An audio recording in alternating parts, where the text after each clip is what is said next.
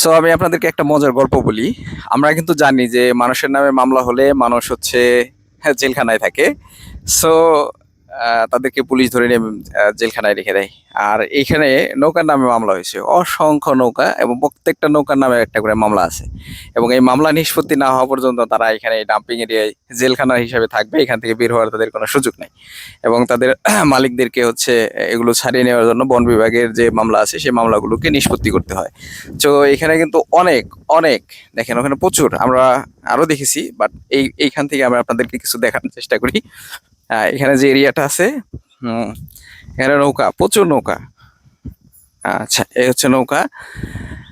আমার ডানে এবং আমার বামে সব জায়গায় কিন্তু প্রচুর প্রচুর নৌকা, এবং এই যে এই পাশে সব।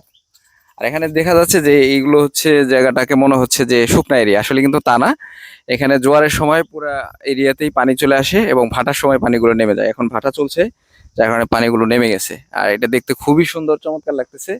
আহ সো আপনাদেরকে একটু জানিয়ে রাখলাম যে এখানকার দৃশ্য কিন্তু খুবই মনোরম এবং স্নিগ্ধময়, কিন্তু এটার পিছনের গল্পটা খুব ট্র্যাজিক বা বিয়োগান্তক, কারণ প্রত্যেককে কিন্তু এটার কষ্ট বহন করতে হচ্ছে, কারণ এগুলোর নামে সবার নামে একটা করে স্বতন্ত্র মামলা আছে।